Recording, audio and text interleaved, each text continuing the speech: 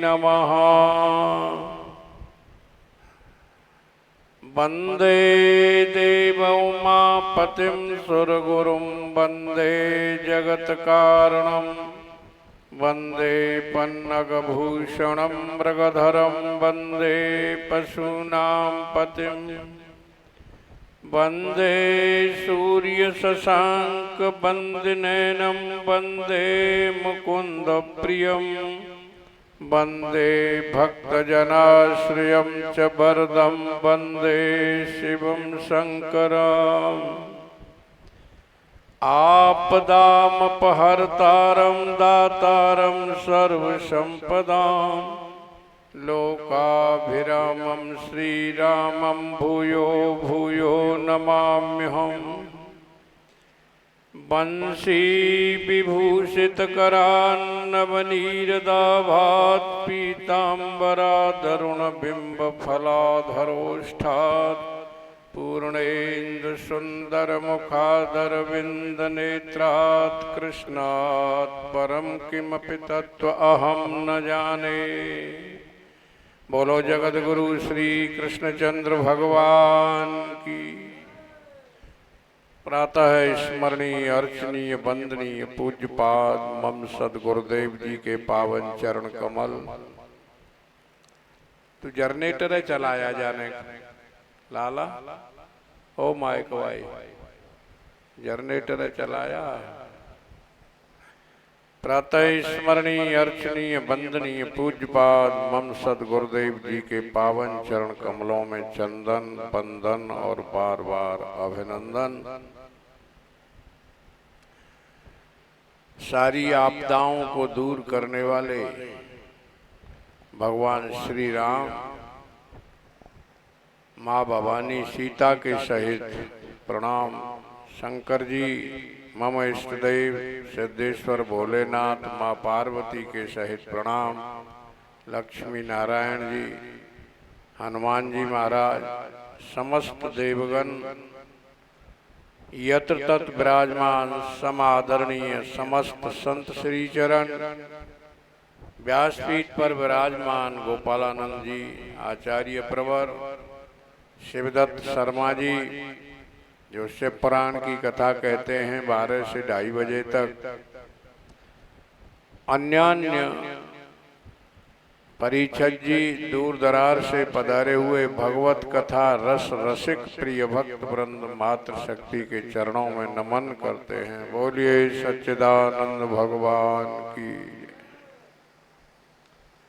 आज 2 स्कंदों की कथा का वर्णन हुआ।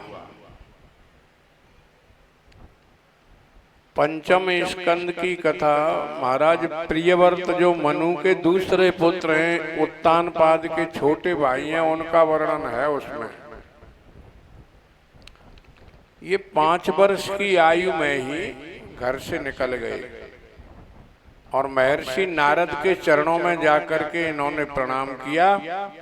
नारद जी ने कहा भैया आश्रम है, रुक जाओ, महाराज के पुत्र हो, धर्म सम्राट मनु के बेटा हो तुम। अब 2 ही बेटाएं, मनु को आवश्यकता है बड़ी भारी सृष्टि को उत्पन्न करने की, आज्ञा है ब्रह्मा जी की, और आप यहाँ आ गए। बहुत दिन अध्ययन किया। मनु ने सोचा मैं अपने बेटा को लिवा करके लाऊं, जैसे व्यास जी सुखदेव जी के पीछे भाग रहे थे। ये मोह माया है ना। पुत्र यदि जाना चाहे तो पिताजी, माताजी, गांव वाले, नाते रिश्तेदार पीछे भागते। हाँ, बड़ी मोह माया प्रबल। एक दिन अपनी तुम्हें घटना बताऊं, पहले मेरा मन आया कि यहाँ से निकल जाऊं, और धीरे धीरे पैदल चल करके मैं जमुना जी पे पश्चिमाई पे पहुंचा। नाविक को बुलाया जो मल्लाह था, मैं भैया आ जा, 1 घंटी और गीता और 8 आना पैसा मेरे पास है। वैसे पैसे वो भी वैसे ही पड़े थे जेब में, आवश्यकता तो थी ही नहीं पैसों की।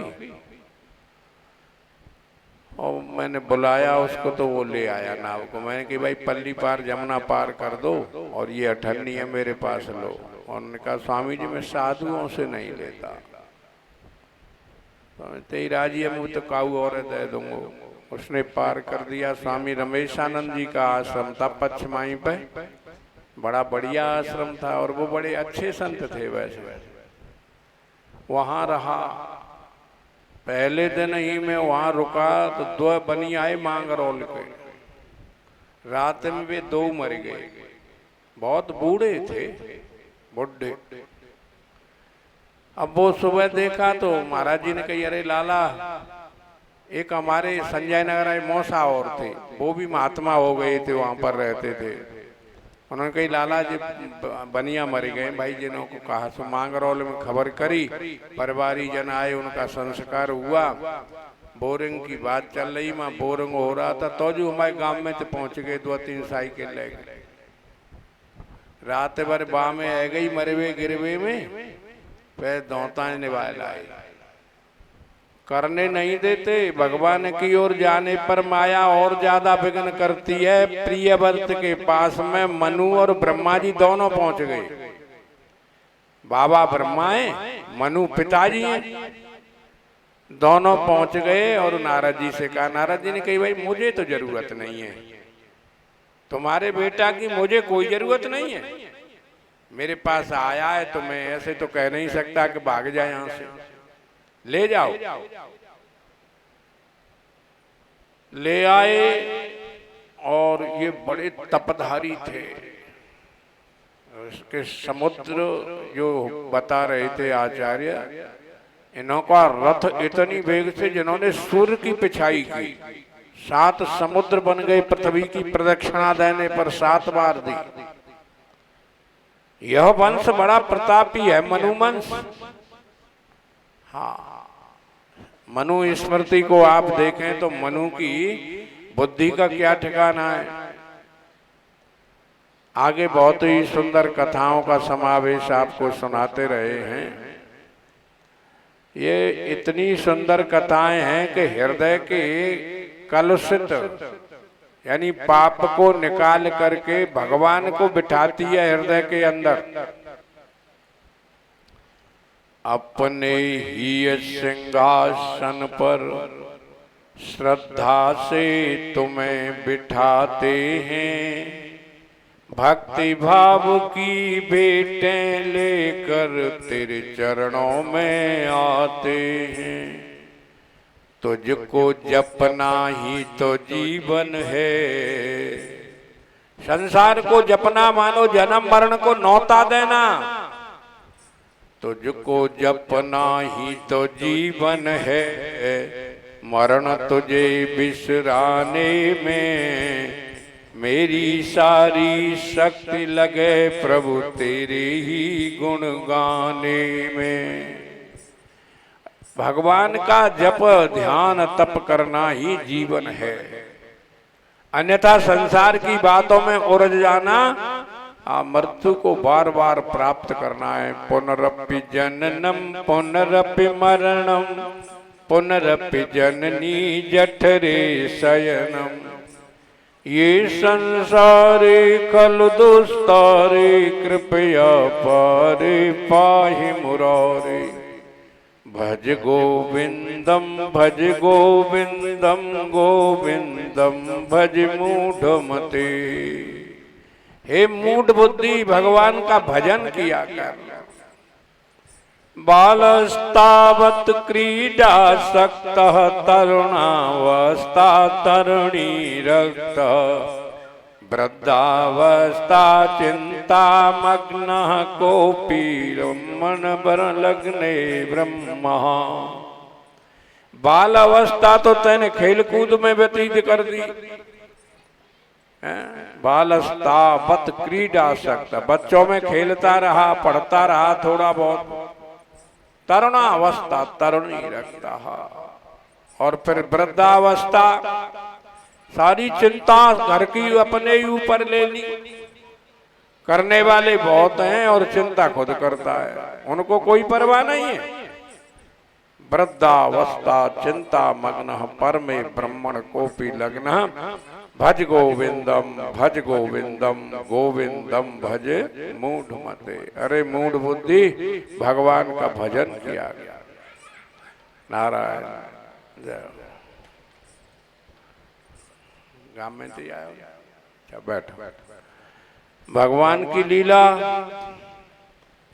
देखो, चरित्र बता रहे थे एक जड़ भरत का, थोड़ा थोड़ा ही प्रकाश डालूंगा क्योंकि टाइम ज्यादा नहीं है, बहुत देर से बैठे हुए। ये जो जड़ भरत हैं ऋषभदेव के पुत्र थे। ऋषभदेव भी बड़े, ऋष माने ऋष धातु है, श्रेष्ठता के अर्थ में जो आती है, श्रेष्ठता आर्य भाग श्रेष्ठता के अर्थ में ऋषभ।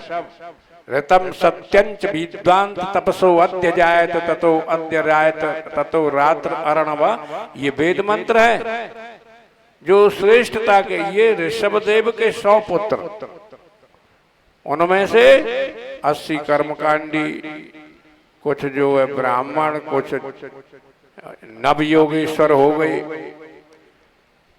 ये सारा आर्यवर्त के अंतर्गत ही देश जो भारत है ना, ये बड़ा ज्ञानवान देश है। दुनिया में अंत कहीं ये चर्चा नहीं मिलती। अमेरिका जाओ तो हमारे यहाँ के लोग जाकर के जो वहां पर बस गए, भारत से ही आचार्य जाते हैं श्रीमद् भागवत सुनाने, और वहां का कोई पुरुष सुनता भी नहीं। जैसे ऑस्ट्रेलिया है, अमेरिका है, इन देशों में कोई नहीं सुनता श्रीमद् भागवत। न भगवान के बारे में ज्यादा जानकारी है, इतना तो जानते हैं कोई परम शक्ति भगवान है, लेकिन न अवतारवाद मानते न कुछ मानते।